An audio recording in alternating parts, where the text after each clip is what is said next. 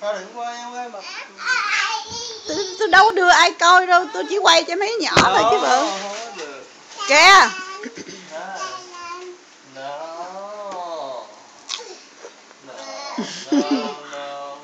Ba làm ngựa.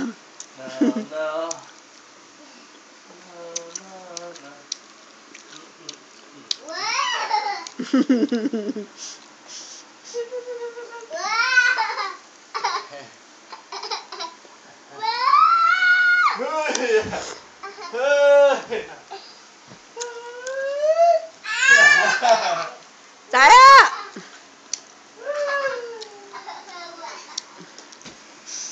nhàn.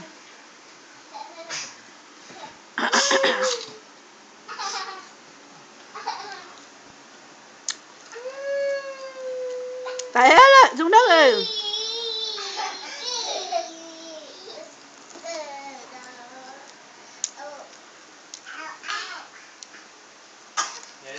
Ê, Thanh té con. Ba làm ngựa, làm trâu làm ngựa cho tụi mày.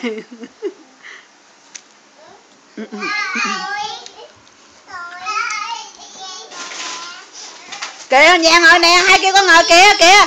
Kìa, hai kia con ngồi nè. Kìa, con ngồi sau lưng hai kia đi. Con lại đằng kia ngồi để mẹ quay cho. Chim cái gì mà chim? Kìa, kìa, con ngồi kìa. Con lại con ngồi với hai đi mẹ quay.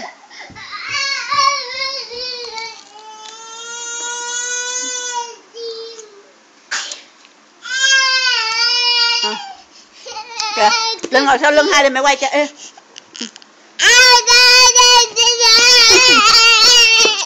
Đừng không?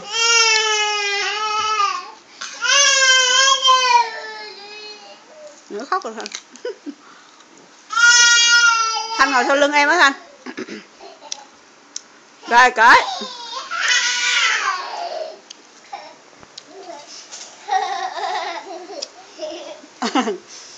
Nhìn ơi, Thanh ngồi sau lưng em đi Thanh.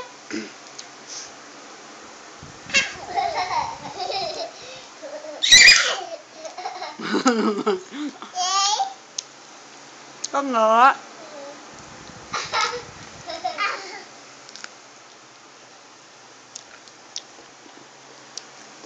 Wow.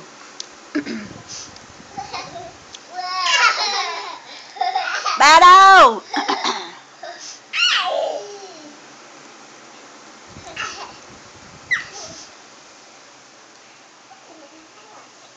Con đẩy mạnh của em té đó Thanh.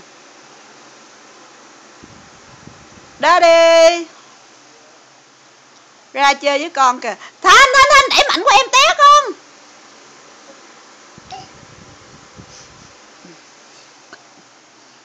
Con bưng đâu Thanh?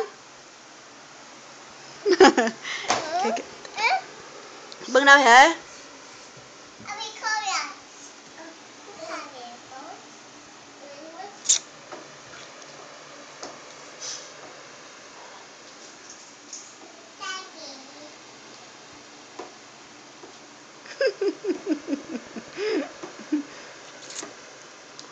Nhàn làm mắc cười quá Nhàn á.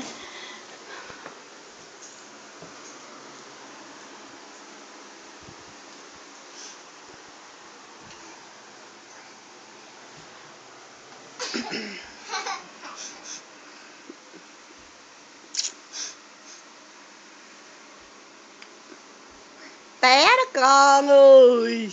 Ê, Thanh, cắm đầu em.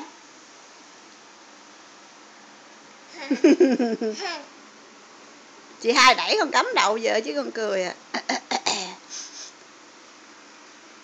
Thanh, cắm đầu em đó con.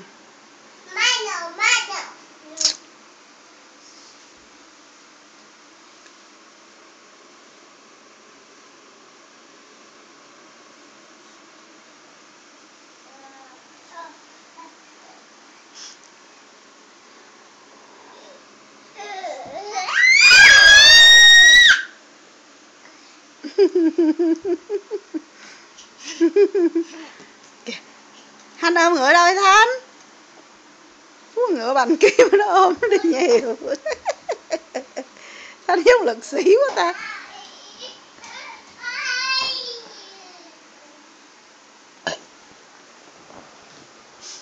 Hai này, chọc em hoài.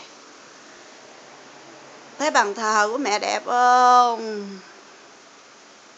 Wow.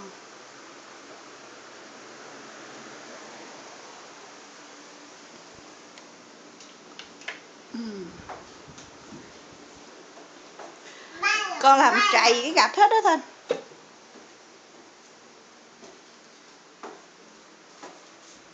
Thanh lùn. Nhàn làm gì nhàn?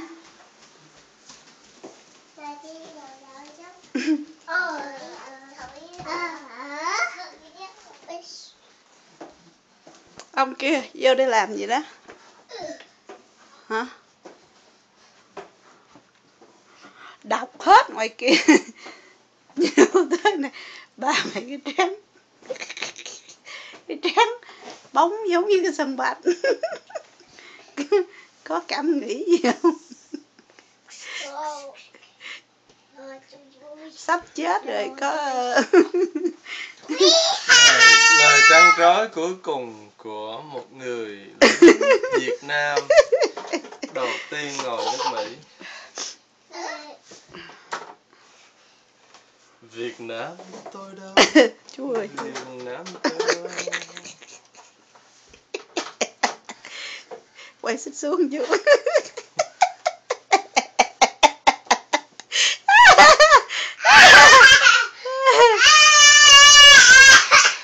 Nó cười quá ta. Tráng ba mẹ. Rồi gì đây? Gì Thanh? Giờ đây mình còn sống. Người